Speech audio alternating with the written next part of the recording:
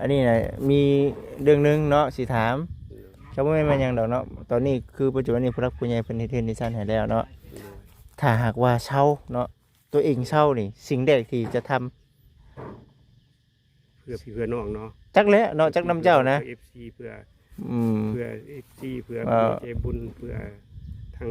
สาย YouTube เฮาทั้งหลายเนาะสมมุติว่าคือเจ้าเช่าเนาะบวชแก้บาปอันนี้นี่คือคิดไว้แม่นบ่ว่าไว้แล้วว่าไว้บ่ตัวนี้ว่าไว้แล้วบวชแก้บาปแต่ว่าสั่นไว้ก่อนว่า9 มื้อแม่น9 วันธรรมดาเนาะแต่ว่าคาถาว่าเข้าไปแล้วอาจสิยาวกว่าหันก็เป็นไปได้ก็แล้วแต่อันนี้คือถ้าหากว่าตัวเองเช่าบ่ถ้าว่าผู้ขา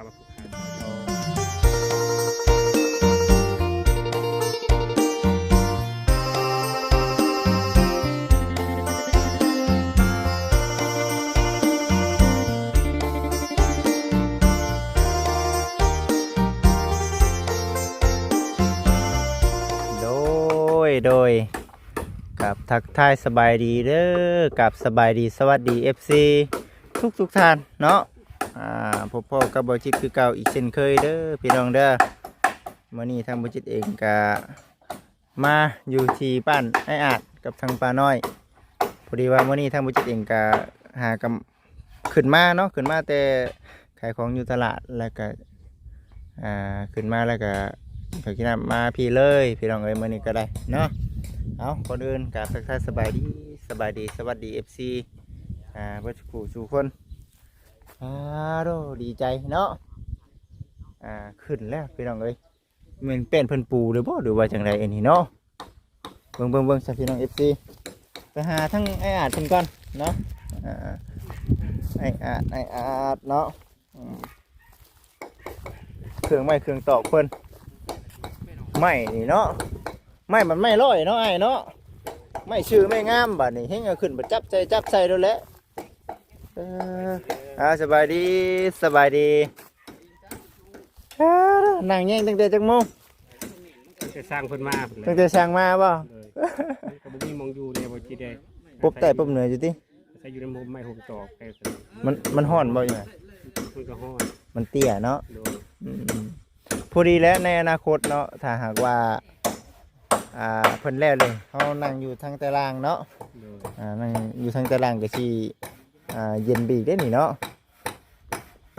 นอนรับอยู่ว่าเมื่อคืนนี่รับอยู่บ่ติดรับเนาะพ่อก็ไม่เตียงเพิ่นอยู่พี่น้องFC พอดีว่าทางไงเรากลับออกไปหาซื้อเครื่องแล้วก็ยังสิ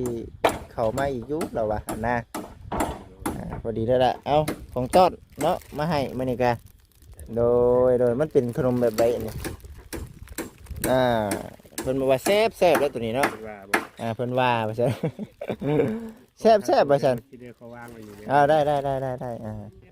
นี่เก็บไว้กินโดยนั่นแหละพี่น้อง FC ผู้ใดซะเดี๋ยวสิขึ้นไปอัปเดตเบิ่งทั้งเฮือนก่อนเนาะโดยเบิ่งก่อนเป็นเพิ่นตอกเด้บ่นี่เนาะเลี้ยงไว้ซื่อบ่เลี้ยงไว้ก่อนบ่ปอโตแดดคักแท้นี่เนาะเสียหญ้าตะกร้าคักได้แบบนี้แดดแบบนี้กำลังดีป่ะโอ้สบายดีเด้อสร้างเด้อสบายดีโอ้คิดฮอดตะกร้าอยู่ได้แดดแบบนี้กันเนาะโอ้ยมันได้อยู่แล้ววะแบบนี้แล้วเฮาเฮ็ดตะกี้ก็ได้มันยามมันแหละเนาะเฮ็ดน่ะเมื่อไรโอเค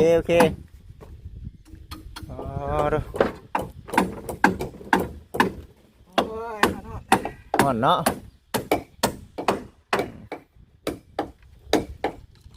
คุณ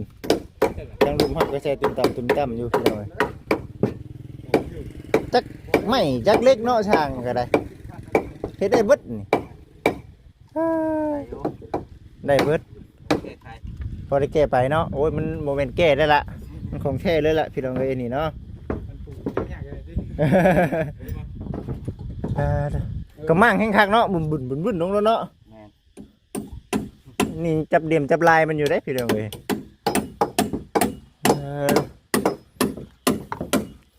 มื่อนี้เป็นจะได้มื่อนี้มุงสังกะสีบ่มุงอยู่บ่ได้มุงบ่กะได้มุงบ่ว่าสิมุงอยู่ กะสีมาให้เด้ ข่าวเฮาก็มีสังกะสีก็มีเด้เนาะโอ้คักแท้นี่เนาะ ฮอดเมื่อกี้นี่แหละ หาคอดเขื่อนบ่เออใช่ยี่หรอกเฮามันใกล้อยู่แถวนี้ ไกล ไปหาดินเช้าไกลกว่านี้ขึ้นไปเนาะ แต่ว่าสายงานรถไถนะครับ เอารถไถมาโอ้ ไก่นึง เออ ไก่ของน้ำ ไก่ห้องน้ำบ่ ไกลเป็นไกลแล้วรถไถมัน ให้ห้องน้ำเฮาเข้าใช่บ่นี่ พูดเลย ปอห้องน้ำรวม รวม อู้หูบ่แห้งเด้อนี่ มีสิทธิ์เลือกได้หลาย มีสิทธิ์เลือกได้ทั้งเด้อจ้ะปอตุ๊ย่างไว้คือนี่บ่แห้งแล้วนี่เนาะ โอ้ไม่ใช่ดิ เออเมื่อคำมาชนน่ะสมมุติว่าเฮ็ดห้องน้ำเฮามันทางใดซะพูดได้เนาะใกล้บ่ นี่แล้ว ฮะพี่ได้เนาะ ฮะ ว้าวจังหวะเด้อเสียเด้อพี่น้อง โอ้ยตัว ตัวแบบว่าช่วงแดงๆเนาะบรรยากาศดีๆนะคักได้เดียวไปทำทงไห้ทงหน้าเฮานี่มันโล่งเลยพี่น้องเอ้ยโล่ง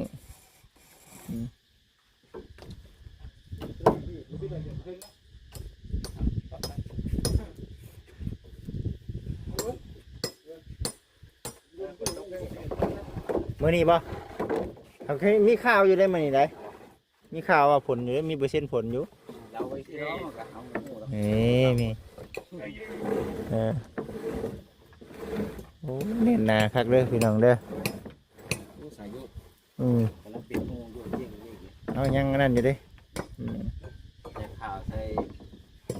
พื้นอะไรก็สิแน่นเพิ่ม ยังสิปูอยู่บ่ปูพื้นบ่ พื้นนี่นะ อ๋อปูไป มา เขาตก บ่ได้ยืดตะปูได้วาง ตะปูก็บ่ได้ยึดเนาะ เอาขึ้นว่าน้ำคำ ยึดตะปูน้ำกันแน่นไปแล้วบาดนี่เด้อคักแน่ให้ดีพี่น้องเอ้ยอยู่ทางนี้มันแบบต่ำเนาะนี่ได้เฮือนเราพี่น้องกันว่าความสามารถของทั้งอ้ายกับเอ้ยน้องกับเอ้ยเพิ่นก็สิแบบนี้แหละจับไปเนาะจับไม่ตกเด็กๆหน่อยๆไปจับมากิ๊กมาตอนนะบ่ได้ก็ได้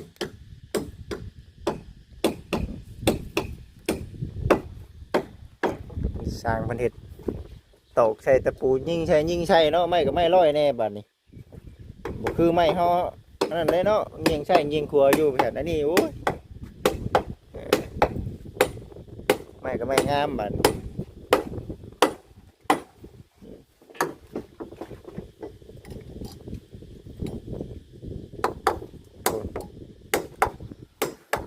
เพื่อนไม่แต่ว่าขออนุญาตนำในเรื่องเพื่อนดินนี่เด้กล้าว่าสิได้เฮ็ดอยู่บ่ตัวเองสิได้เป็นช่างบ่ ตัวนี้ยังบ่ฮู้นำบ่เสียงบ่เสียงอันที่ก่อน โอ้ยันวะสนุก ยันถามเบิ้งไว้ตัวนี้ยืนชวนทางไอเชียงแล้วนี่เนาะโอ้คันว่าได้เห็นนี่พอดีได้มีงานเลยเนาะเอาไปชั้นได้ไปเราไปเนาะเรื่องที่เราเสียเนี่ยตะกร้าพอแห้งแล้วเนาะ งานตัวนั้นได้มา ยันตัวนั้นมาก่อนนี่เนาะ หอนยามมันได้ หอนยามันได้เนาะ แต่บ่ได้ดำให้ดำหน้า โอ้ย จ่ออะไร คือเข้ามาได้พี่น้องเอ้ยมันยามให้ยามนาฝนตกมานี่แห้งนั่นเด้อนี่ไปฉันพี่น้องเอ้ยเดี๋ยวลงก่อนเนาะถือว่าอู้ข้างไหนพี่น้องเอ้ยนี่เด้ชูเนาะทั้งสร้างเด็กก็ชูเนาะ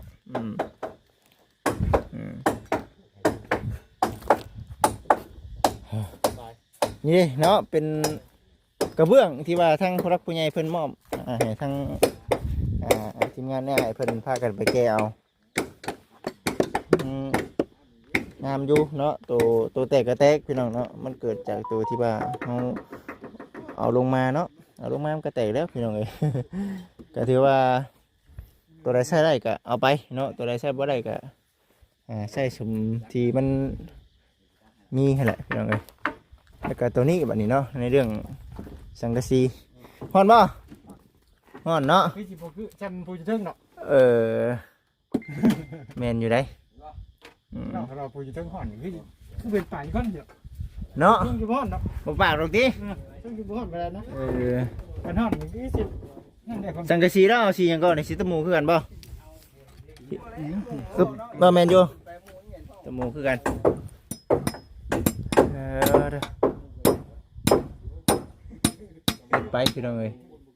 ห่มเย็นได้อยู่ทางนี้เนาะคักอยู่นี่ได้บอลนั่งดินได้เอ้ยต่อไปนี่หั่นนะต่อไปนั่งแถวนี้โอ้ยตอนกลางวันซะบ่อยากขึ้นทั้งเฮือนนะบ่ได้กะ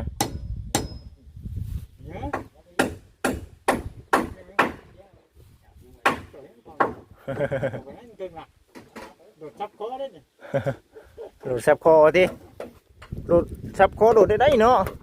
มีแต่เทิงๆได้สิลงมาเนาะ เขาสิสูงไปคือโดดจับคอได้ แม่นั่นนะจังหวะ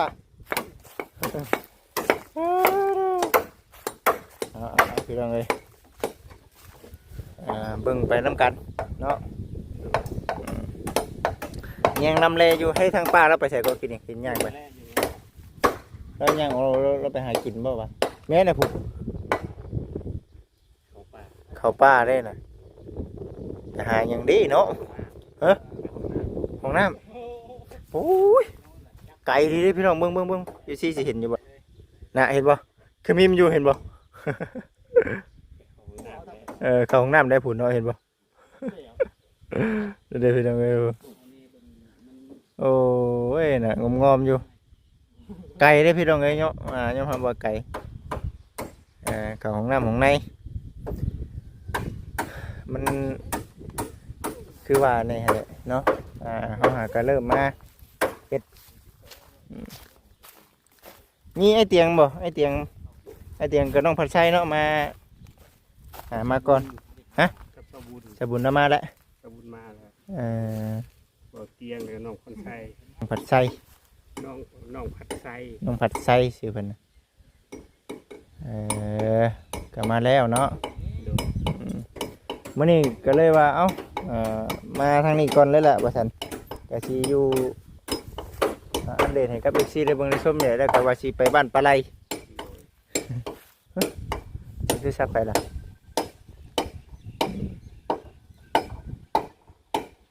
10 โมงพี่น้องเอ้ยตอนนี้ก็ได้ โทรศัพท์สั่งคำบ่ดัง เบิ่งเด้อตัวนี้เฮ็ดเองบ่ช่างนี่ชื่อบ่เห็นว่าเป็นช่างเด็กกะชีอันน่ะเฮ็ดเอาเบิดซุอย่างเนาะ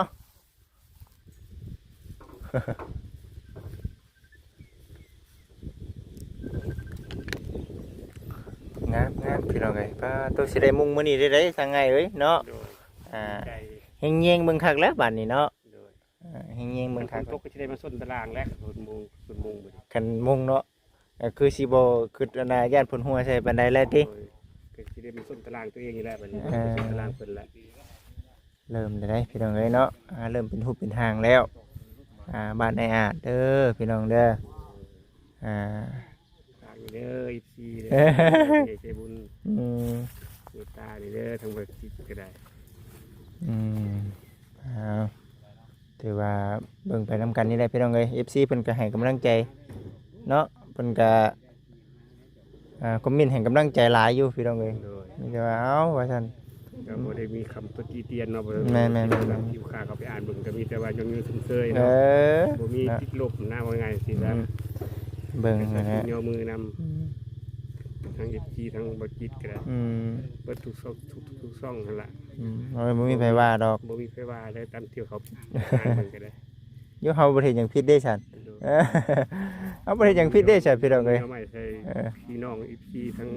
ผู้ใหญ่ใจบุญ อื เนาะ ม ก็โดยความบริสุทธิ์ใจผู้ค้าก็ได้ แม่ ทุกข์อลีจนอลีเห็นยากอลีเห็นยกมือใส่ กัน คันว่าชี้แซงเอาก็คือสิบ่มาได้ปานนี้ดอกเนาะ คันสิอันน่ะสิว่าจังได๋เนาะคันเจ้าของบ่เป็นแนวนี้บัดคือสิว่าแข้งขาเนาะเฮามันหันแฮงยังว่าอีกแบบนึงเนาะ โดย อันนี้เฮาบัดหนึงมาช่วยเหลือเจ้าของนี่ก็ทางยากเด้อเนาะ โดย ก็ FC หรือว่าผู้รักผู้ใหญ่เพิ่นก็คือเห็นจุดนี้แน่หั่นแหละ คันว่าสุขภาพร่างกายเฮาสำใดสำหนึ่งก็มันก็เป็นอีกเป็นหนึงเนาะการช่วยเหลือก็ได้หั้นนะแต่ว่าอันนี้ก็ผู้รักผู้ใหญ่เพิ่นเห็นมันเป็นในนี่แบบก็เลยคิดอยาก สุดแล้ว แม่นอยากจะช่วยเนาะ สุดแล้วผู้ค้ากันเลย อันนี้จังว่า ถามว่าที่ผ่านมาชีวิตดิ้นรนบอกว่าดิ้นรนสุดๆคือกัน ชุดคือกันบ่ ก็จนว่าได้ผลสรุปออกมาว่าก่อนสิมาเป็นโรคอันนี้นี่เนื่องจากที่ว่าเขาใส่แรงงานหลายเกินไป แม่นสิเส้นเอ็นเขามันเสีย แบบว่าเฮาบุกเกินไป เรานี่คิดเราค้ำแล้วว่า เป็นยังไง ก่อนสิมาเป็นโรคอันนี้นี่ผู้ค้าแล้วเป็นลังยอกมา7-8 ปี แบบไรก็ ลังยอก หลังยอก แบบเจ็บแอวหั่นนะบ้าน โอ้เจ็บเอว เจ็บแอวซ้ำเหือนะ เจ็บเอวซ้ำเพื่อเจ็บเอวกับพิษเพิ่นอีกนี่เนาะ แล้วก็เจ็บมา7-8 ปีนอนความบ่ได้แต่นอนความเป็นลูกบ่ได้ อืม ภาษาไทยเพิ่นว่าลังยอกหนึ่ง หลัง เขา ยอก เฮ็ดงานหนัก ผู้ค้าส่งเครื่องก่อสร้างเด้ช่วงนั้นน่ะ เฮ็ดงานก่อสร้างบ่ ส่งเครื่องก่อสร้าง ส่งเครื่องก่อสร้าง อุปกรณ์ก่อสร้างทุกอย่าง ขับรถขับลานี่ บ่แล้วเป็นอุปกรณ์ กรรมกรแบ่งหามให้เพิ่น โดย ผู้ขับรถกระตั้ง ควบรถกระตั้งแบบปูนมือละ10รถ10ล้อนี่3คัน4คัน โอ้ย ไปลงตามหน้างานลงตามไสงาน เมื่อยได้แบบนี้เนาะ กระแดดแบบที่ท่านนี่แบบเพิ่นเฮ็ด อื กันนี่แหละ ม เฮาก็ไปลงปูนให้เพิ่น บืนแบบช่วงเงินเดือนเท่าไหร่ก็ช่วงนั้น วันหนึง270บืนเนาะ พื้นเพื่อปากเพื่อท้องเพื่อชีวิตเป็นอยู่ก็ที่อยู่เองสู้มาทุกรูปแบบเพื่อคิดก็จนว่ามาถึงทุกวันนี้แหละสภาพร่างกายมันบ่ไหวแล้วก็ย่อมือสีใส่น้องแต่ทุกคนที่เมตตาสงสารเดียวกันแหละ บืนเป็นบืนเนาะจากที่เจ้าของเองก็ได้แต่ว่ามันก็บืนเท่าไหร่ก็ยังบ่วิดเนาะว่าได้กันเนาะ มันก็ยังบ่วิด บ่วิดนะ ว่าที่ผ่านมาก็ว่าถ้ามาหาเงินทุนมาที่บ่ได้มีหยังเลยบ่ก็ได้อยู่แบบ ไปทางไหนเบิดจ้ะ ก็เอามาใส่นี่แต่ใส่ลูกนี่แหละ ใส่ตัวเองดิเอามาใส่ตัวเองเนาะ โดย โอ้ กับผู้ค้าเป็นอยู่บ่แม่นว่าเป็นมือ2 มือนี่4 ปีเข้าปีที่ อืม 4แล้วก็ก่อนหน้านั้นอีกก่อนหน้านั้นก็เป็นผีในท้อง เป็นฟรีในท้องอีก ที่เราสมจิตฟังเดี๋ยวว่าจ้อข้างหลังนั่นเอง เป็นฟรีในท้องหรือเป็นเจ้าทางหลังมันเจ็บบ่ฟรีในท้องเฮามันเจ็บบ่อาการ เป็นน้อง เป็นน้องบ่ เป็นน้องในท้อง เออเพิ่นบ่ผ่าตัดแต่ว่าเพิ่นเจาะ ใส่วิธีเจาะเอาใส่เข็มแทงเอา ใส่เข็มแทงเอากับบัดนี้ในเรื่องเจ็บเจ็บหลังเฮาเดี๋ยวนี้บ่ได้เจ็บบ่เดี๋ยวนี้ บ่เจ็บแล้วทุกมื้อนี้ ตัวนี้เศร้าตัวนี้เป็นติ โดย ตัวนี้เป็นต่ออีกว่าซั่นน่ะนะพี่น้องเอ้ย เนื่องจากที่ว่าเขาใส่ยาหลายเขาใส่แรงงานหลาย อืม ว่าส่วนมากก็ใส่แรงงานหลายนี่แหละ อืม ระบบร่างกายเขาเราก็มันเลยบ่ไหว บ่ไหวเนาะ โดย เอาปานนี้ก็ได้พี่น้องสู้ๆก่อนสู้ๆไปก่อนคุณแลบัดเพื่อนฉันดันเป็นได้ทัวร์เฮาจึงเข้าไปพักไปเช้าบัดนี้ก็เรื่องสุขภาพร่างกายเฮาก็ไปเรื่อยๆเนาะจักสิเช้ามื้อใดวันใดเนาะ50ติ เศร้าอยู่ประเดี๋ยวว่าคิดเลย เออ เดี๋ยวสิตายครับเพราะว่าจะ บาดอกเนาะเช้าแล้บ่เนาะเช้า ทำใจนั่นแหละผู้ค้านะ แบบก็คือตอนนี้น่ะบ่มีหวังแล้วแม่นบ่ เพราะว่าหมอเพิ่นก็บอกว่า50นะ ก็เลย บ่ขาดแต่ก็เป็นน้ำผู้ขายเองแหละบ่ใส่สุขภาพตัวเองนึกว่าจะมันเป็นน้อยๆนะเฮาไปรักษาทุนมันก็เศร้าอยู่ ช่วงแรกๆนะอันนั้นเนาะช่วงแรกๆเนาะก็บ่ได้ว่ามันสิเป็นขนาดนี้ติ โดย ก็เลยมีความคิดไปอยู่คนเดียวบางเทื่อบางทีก็ว่าคือสิเบิดแล้วเนาะคือสิเบิดหวังแล้ว โดย ว่าบ่ มันเป็นน้อยๆแต่ปล่อยปละละเลยเพิ่นว่า อืม เราใส่ใจสุขภาพเขาดูแลสุขภาพเขามันก็เป็นมาขนาดนี้ เห็นได้ฉันมันเป็นเด้บ่ขออนุญาตนำบาปเฮาเวรเฮาเนาะ โดย เป็นกรรมเฮาเองว่าซั่นตัวนี้พี่น้องเลยตัวไผบ่ได้คือเห็นไปนี่แล้วเนาะเห็นได้ซะมันเป็นไปได้เด้อืม เป็นเองของเขาเองเลย แม่ เราเป็นมาทราบที่แล้ว อืม ขอกรรมขอเวรไว้กับใช้กรรมเจริญสานี อืม ไปอย่างนั้นแหละ เด็กสาวบอกว่าสร้างไหนเรื่องเตียงที่ปฏิหารย์เกิดขึ้นกินยา ผู้รักผู้ใหญ่เพิ่นเอาให้บัดกินไปบัดเช่าไปแล้วเอ้า ก็บรรเทาอยู่ได้เลย เป็นแบบบรรเทาบ่ ก็คือว่ามันลดพรลงไปอยู่ อืม คือนี่ก็เอื้อยเพิ่นก็โทรมาผู้เพิ่นฝากยามาให้กิน อ่า เพิ่นก็ว่าแต่ก่อนกินยาหั่นตอนที่ว่าอันYouTube บ่ได้เข้ามาหลายหั่นอาการมันก็ทุเลาลง อืม มันมาสั่นแห้งตอนที่นี่แหละ ตอนที่ YouTube เข้ามาหลาย30,000สั่นแห้ง อืม นี่ก็ที่ว่ามันตื่นเต้น แต่ว่าตื่นเต้นเนี่ยเพิ่นตีงูได้เพิ่นนี่เนาะ โดย อืมเฮ้ยพี่น้องเอาฟังไปซั่นเนาะเพิ่งบ่น่ะ เพิ่น ตอดบ่ปักมือปูงเด้อ นั่งอยู่ดีๆเพิ่งตอด เอ้ยเนาะอืมเฮ้ยพี่น้องเอ้ยเอาเบิ่งไปนํกันเด้อพี่น้องเด้อเนาะ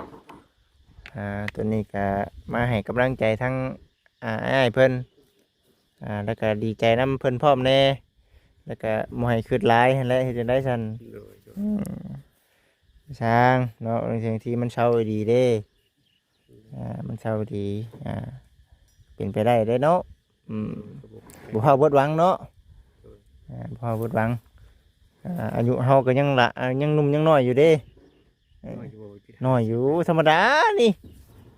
50ยังน้อยอยู่ ธรรมดาอยู่นี่ ก่อนได้คนคู่มือนี่70นี่ก็ยาก คันบ่ดูแลตัวเองก็เรียร้อนนี่70คือยังบ่อยังฮอดได้คนคู่มือ ยังธรรมดาอยู่เนาะ40-50พี่น้องกำลังเฮ็ดเวียกเก่งนะตัวนี้โอ้คันบ่เป็นนี่โอ้ยอมรับว่าบ่ไหวเพิ่นดอกนี่เรื่องเฮ็ดเวียกนี่เบิ่งครั้งแล้วเนาะ อยู่พุ่นแล ยันบ่ได้เห็นหน้าไอ้อาจดอกเนาะสิว่าไอ้อาจเป็นไผบ่ได้เนาะ คันบุญวาสนาถึงกันก็อาจสิเห็น บ่สิได้เข้ากล้องก็มี ก็คือจังซี่แหละผู้ค้าก็บ่ได้เปิดสิมีผู้เข้ามาหาเนาะตั้งแต่ขอความช่วยเหลือมา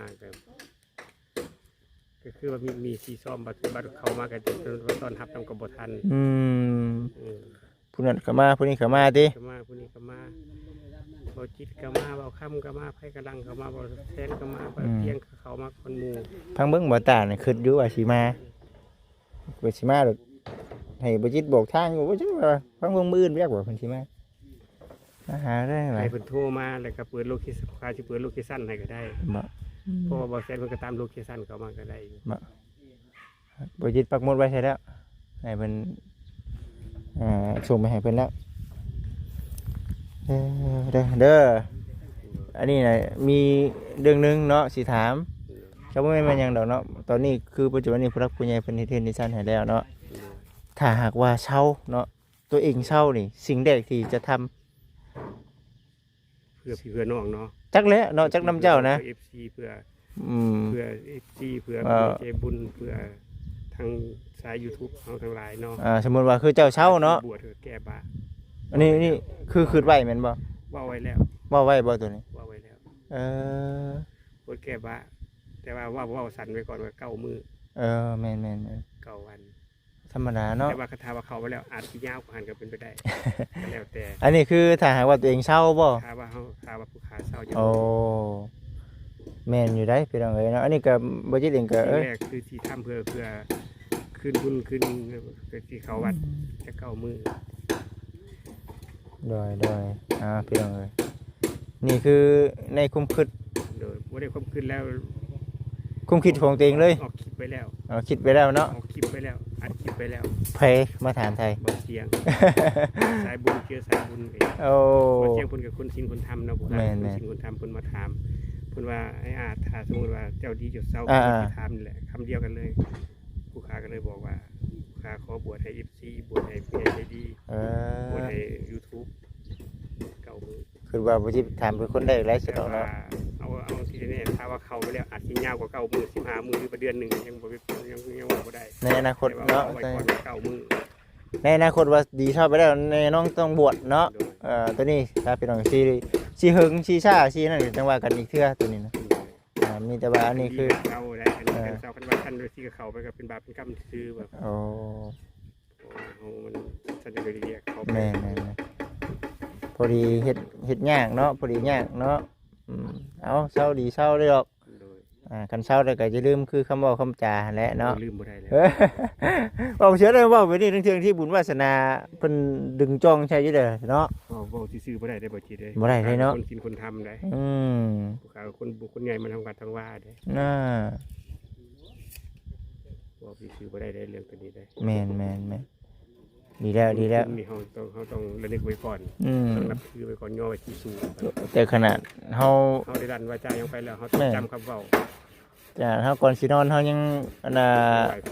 แม่นยังไหวพระ เรื่องบุญคุณพ่อเนี่ย แม่น ครูบาอาจารย์เจ้าที่เจ้าทาน